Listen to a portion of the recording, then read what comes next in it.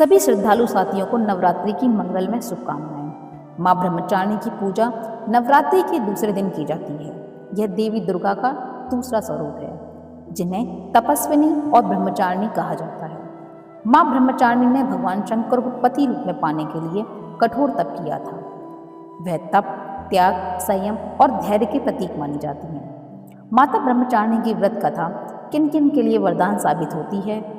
जिनके जीवन में हमेशा पैसों की तंगी रहती है, या फिर पैसा आता तो है पर टिकता ही नहीं। जिनके घर में हर दिन कोई ना कोई टेंशन, कलह या बेचैनी बनी रहती है। और हाँ, जिनकी मेहनत तो बहुत है पर किस्मत उनका साथ नहीं देती। ऐसे सभी भक्त यदि मां ब्रह्मचारिणी को सच्चे दिल से याद करें, व्रत करें या कथा को श्रद्धा भाव से सुनें, तो मां ब्रह्मचारिणी अवश्य अपनी असीम कृपा बरसाती हैं। तो प्रिय साथियों, कथा को अंत तक अवश्य सुनें। माता ब्रह्मचारिणी की कृपा प्राप्त करने के लिए कमेंट में जय मां ब्रह्मचारिणी अवश्य लिखें। अब प्रारंभ करते हैं मां ब्रह्मचारिणी की यह दिव्य कथा। बहुत समय पहले की बात है। भारतवर्ष की पवित्र वसुंधरा पर, जहाँ हर कण में देवत्व का वास है, एक ऐसा भक्त रहता था जिसका नाम था देवव्रत। देवव्रत एक साधारण मनुष्य, पर उसका हृदय असामान्य श्रद्धा और भक्ति से ओतप्रोत था। वह मां ब्रह्मचारिणी का अनन्य उपासक था। नित्य प्रातःकाल उठकर कल कल करती नदी में शीतल जल में स्नान कर वह अपनी कुटिया के पास बने छोटे से मंदिर में मां की प्रतिमा के सामने बैठ जाता। उसकी पूजा में कोई आडंबर नहीं था, कोई दिखावा नहीं था, बस था तो एक निश्चल प्रेम और अगाध विश्वास जो उसके रोम रोम में समाया हुआ था। नवरात्रि का पावन पर्व उसके लिए वर्ष का सबसे महत्वपूर्ण समय होता था। इन 9 दिनों में उसकी तपस्या और भी गहन हो जाती।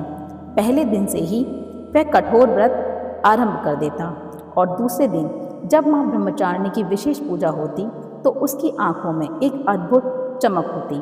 वह घंटों मां के शांत, सौम्य और तपस्वी रूप को निहारता रहता, मानो स्वयं मां उसकी आत्मा में उतरकर उसे अपने दिव्य तेज से भर रही हो।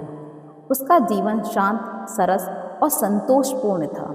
उसकी पत्नी राधा और 2 छोटे बच्चे रिया और रवि उसके जीवन की सुखद बगिया के फूल थे। वह एक छोटा किसान था जो अपनी मेहनत और ईमानदारी से परिवार का पालन पोषण करता था। गांव में उसकी ख्याति एक सज्जन और धर्मात्मा पुरुष के रूप में थी। सब उसे प्रेम करते और उसका सम्मान करते थे, मगर होनी को कुछ और ही मंजूर था।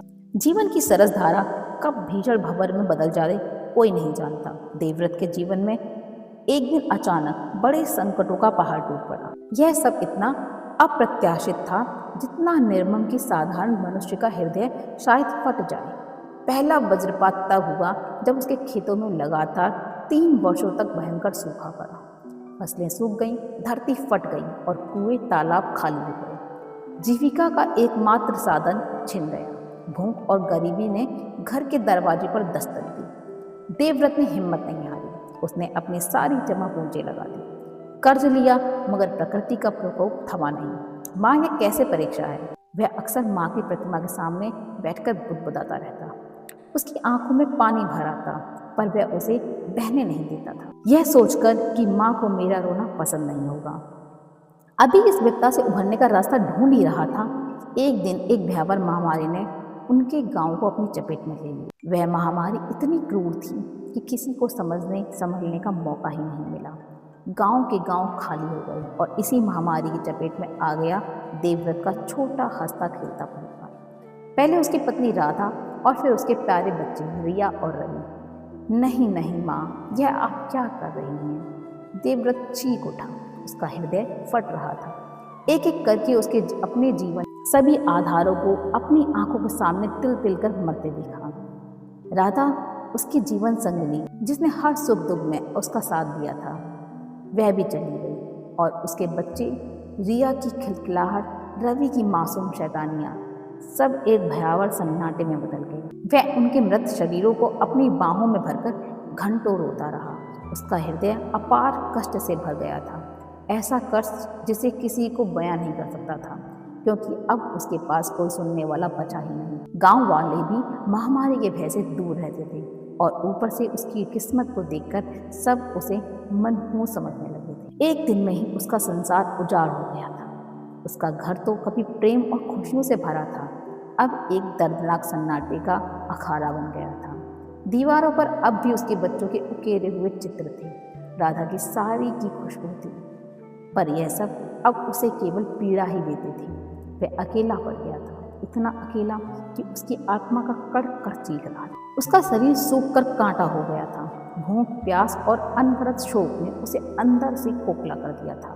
रातें जाग कर कटती थी, दिन बस एक शून्य में बीतते थे। कभी कभी उसे लगता था कि उसका धैर्य जवाब दे जाएगा, वह सब कुछ छोड़कर कहीं दूर चला जाए या फिर इसी पीड़ा में अपने प्राण त्याग दे।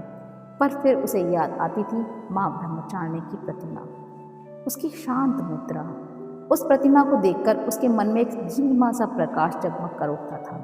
नहीं, मैं हार नहीं मानूंगा। वह अपने आप से कहता, मेरी माँ, मेरी ब्रह्मचारिणी, वह मेरी परीक्षा ले रही हैं, वह मेरी श्रद्धा को परख रही हैं। जगत जननी माँ ब्रह्मचारिणी अपनी दिव्य लोक में कैलाश के सुरम्य शिखरों पर विराजमान थी।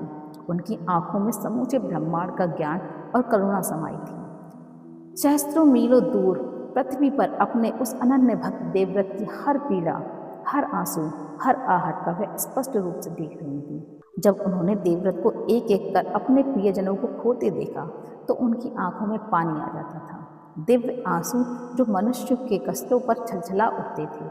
उनका हृदय विचलित हो उठता था। एक माँ का हृदय कैसे अपने बच्चों को इस अग्नि परीक्षा से गुजरते देख शांत रह सकता है। अगर माँ ब्रह्मचारिणी विधि के बंधन में बंधी हुई ना होती, यह ब्रह्मांड का अटल नियम था। तपस्या, त्याग और श्रद्धा की अग्नि में तप कर ही आत्मा शुद्ध और बलवान बनती है।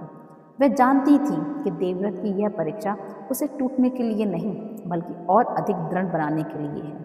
उनके मुख पर एक कठोरता थी, एक अलौकिक दृढ़ता जो उनके ब्रह्मचारिणी स्वरूप का अभिन्न अंग थी। उनका दिल कठोर हो चुका था।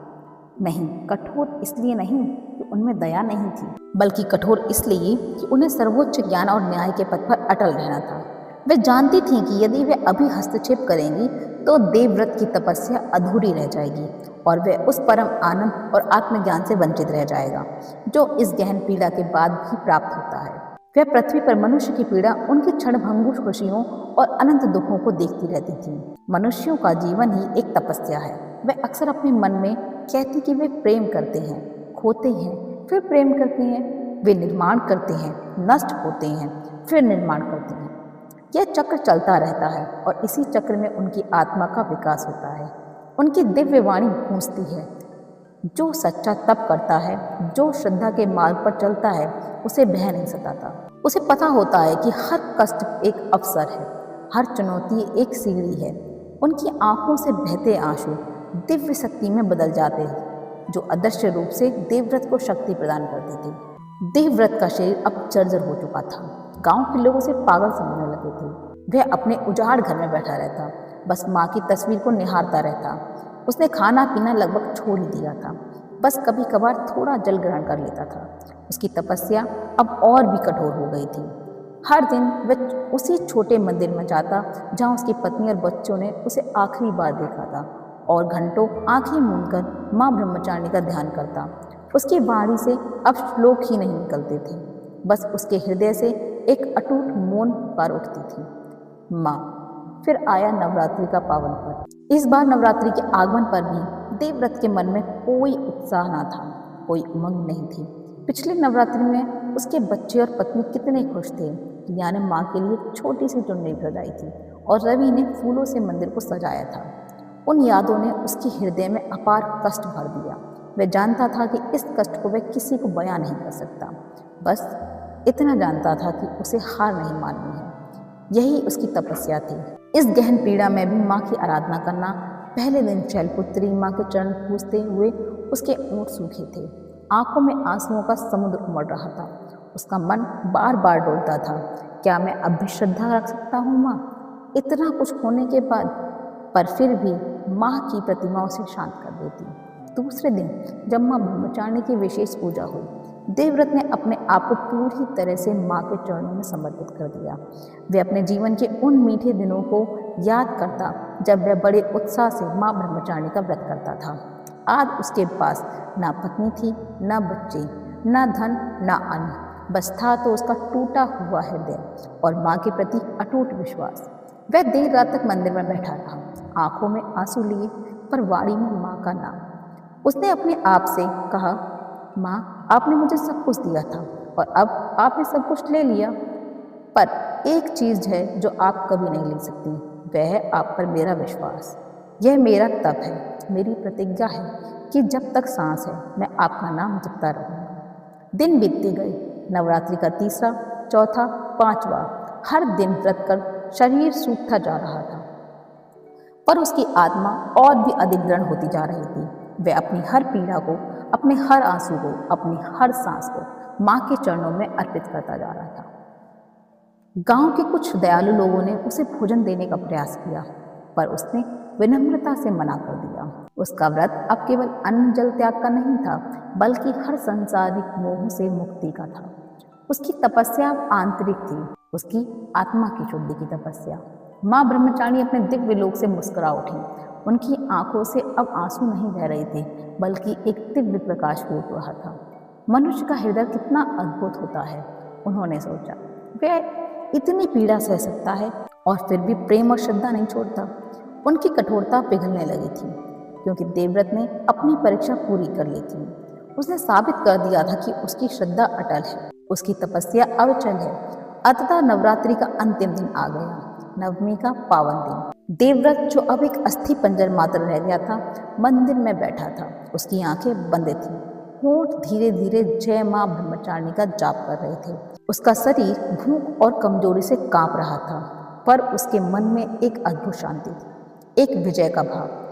उसे लग रहा था मानो आज उसकी तपस्या पूरी होने वाली है। और तभी एक अलौकिक प्रकाश ने समूचा मंदिर जगमगा उठा। वह प्रकाश इतना तीव्र था कि देवव्रत को अपनी आंखें खोलने में भी डर लग रहा था, पर उसके कानों में एक दिव्य, मधुर और ममतामयी वाणी गूंजी, जिसने उसके रोम रोम को कपकपा दिया। उठो मेरे पुत्र देवव्रत, अपनी आंखें खोलो। देवव्रत ने धीरे धीरे अपनी आंखें खोली। सामने जहां माँ ब्रह्मचारिणी की मिट्टी की प्रतिमा थी, वहीं एक तेजस्वी दिव्य स्वरूपिणी देवी खड़ी थी। उनके मुख पर अनंत करुणा थी, आंखों में ब्रह्मांड का प्रेम और शक्ति समाई थी। उनके श्वेत वस्त्रों में से एक अद्भुत आभा निकल रही थी। उनके हाथ में कमंडल और जपमाला थी। वह स्वयं माँ ब्रह्मचारिणी थी। माँ का यह अलौकिक रूप देखकर देवव्रत अपने घुटनों के बल गिर पड़ा। उसके ओंठ कुछ भी कह नहीं पा रहे थे, बस उसकी आंखों में गंगा यमुना बह रही थी। ये आंसू दुख के नहीं थे, यह थे आनंद के आंसू, कृतज्ञता के आंसू, श्रद्धा की पराकाष्ठा के आंसू। माँ, मेरी माँ, वह बस इतना ही कह पाया। माँ ब्रह्मचारिणी ने अपने दिव्य हाथों से देवव्रत को उठाया। उनके स्पर्श मात्र से देवव्रत का सारा कष्ट, सारी शारीरिक दुर्बलता मिट गई। उसके शरीर में एक नई ऊर्जा का संचार हुआ। उसके हृदय में एक अद्भुत शांति भर उठी। माँ ने उसे प्रेम से देखा और कहा, मेरे पुत्र, तुमने अपनी तपस्या पूरी की है। मैंने तुम्हारी हर पीड़ा देखी है, तुम्हारे हर आंसू को महसूस किया है।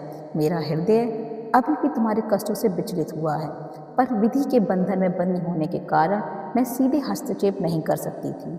यह तुम्हारी अग्नि परीक्षा थी और तुम उसमें खरे उतरे हो।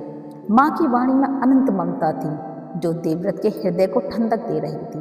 वह बोला, माँ, मैंने तो कभी सोचा भी नहीं था कि आप मुझे दर्शन देंगी। मैं तो बस आपका नाम जपता रहा, क्योंकि आपके सिवा मेरा कोई था ही नहीं है। माँ ब्रह्मचारिणी ने मधुर मुस्कान बिखेरी और कहा, तुमने सोचा कि तुम्हारे पास कोई नहीं था। मूर्ख बालक, जिसने मुझे अपने हृदय में बसाया है, उसके पास भला कोई कैसे नहीं हो सकता। मैं सदैव तुम्हारे साथ थी, तुम्हारे हर कदम पर, तुम्हारे हर आंसू में मैंने तुम्हें कभी अकेला नहीं छोड़ा। यह जो कष्ट तुमने सहा है, यह तुम्हारी आत्मा को शुद्ध करने के लिए था, तुम्हें संसार के मुंह से ऊपर उठाने के लिए था। यह तुम्हारी तपस्या का ही परिणाम है कि आज तुम इस परम सत्य का अनुभव कर पा रहे हो। फिर माँ ने एक गहरी सांस ली और उनकी वाणी में एक शाश्वत सत्य गूंज उठा, जो केवल देवव्रत के लिए नहीं, बल्कि समस्त मानव जाति के लिए एक संदेश था। उनकी आंखों से दिव्य तेज फूट रहा था। सुनो मेरे पुत्र, और इस बात को अपने हृदय में अंकित कर लो। जो भी सच्चे मन से तप करेगा, जो भी सच्ची श्रद्धा से अपने आराध्य का स्मरण करेगा, उसे कभी हार का सामना नहीं करना पड़ेगा। माँ ने देवव्रत के सिर पर हाथ रखा। संसार में कष्ट आएंगे, विपदाएं आएंगी, मनुष्य का जीवन ही चुनौतियों का संगम है, परंतु जो इन चुनौतियों से घबराकर अपने विश्वास छोड़ देता है या हार मान जाता है और जो अपनी श्रद्धा को अडिग रखता है, जो हर पीड़ा को तपस्या समझकर उसे स्वीकार करता है, वह अंततः विजय होता है। यह विजय संसारिक सुख समृद्धि की नहीं होती, यह विजय आत्मा की होती है, मन की होती है, परम शांति की होती है। माँ ने आगे कहा, तुम्हारे परिवार की आत्माएं शांति प्राप्त कर चुकी हैं, वे तुम्हारे तप के कारण मोक्ष के मार्ग पर अग्रसर हैं। तुम अब मुक्त हो मेरे पुत्र, जाओ इस संदेश को संसार में फैलाओ, लोगों को बताओ कि श्रद्धा और तपस्या से बड़ी कोई शक्ति नहीं है। जो सत्य के मार्ग पर चलते हुए कष्ट सहता है फिर भी अपनी आस्था नहीं छोड़ता, उसे अंततः मेरा आशीर्वाद प्राप्त होता है और वह सभी बंधनों से मुक्त हो जाता है। यह मेरा वचन है। इतना कहकर माँ ब्रह्मचारिणी का दिव्य स्वरूप धीरे धीरे प्रकाश में विलीन होने लगा। देवव्रत उन्हें निहारता रहा जब तक कि प्रकाश पूरी तरह से अदृश्य नहीं हो गया। अब मंदिर में केवल वह देवव्रत और माँ ब्रह्मचारिणी की मिट्टी की प्रतिमा थी, पर अब सब कुछ बदल चुका था। देवव्रत अब वह पुराना टूटा हुआ इंसान नहीं था, उसके भीतर एक अद्भुत शक्ति का संचार हो चुका था। उसके हृदय में अब ना कोई कष्ट था, ना कोई अवसाद, केवल थी तो एक परम शांति, एक दिव्य प्रकाश और माँ के वचनों की अटूट श्रद्धा। उसकी आंखें खुली थीं, पर वे अब केवल बाहर का संसार नहीं बल्कि भीतर का सत्य भी देख रही थीं। उस दिन के बाद देवव्रत ने अपना जीवन माँ ब्रह्मचारिणी के संदेश को फैलाने में लगा दिया। उसने गांव-गांव जाकर लोगों को अपनी कथा सुनाई, माँ के वचनों का सार समझाया। लोग उसकी पीड़ा को जानते थे और अब उसकी शांति और तेज को देखकर विस्मित होते थे। उसकी कथा सुनकर कई लोगों की आंखों में आंसू आ जाते थे। वे भी अपने जीवन में श्रद्धा और तपस्या का मार्ग अपनाने लगे। देवव्रत ने फिर कभी धन धान्य नहीं कमाया, ना ही उसने फिर से परिवार बसाया। उसके जीवन की सारी आसक्ति समाप्त हो चुकी थी। वह एक शांत, ज्ञानी और तपस्यारत संत बन गया था। उसकी वाणी में माँ की ममता थी और उसके स्पर्श में माँ का आशीर्वाद। उसने दुनिया को बताया कि सच्चा तप केवल शारीरिक नहीं होता बल्कि कष्टों में भी विश्वास को अडिग रखना होता है और सच्ची विजय केवल धन या साम्राज्य पर नहीं बल्कि अपने मन और अपनी आत्मा पर होती है।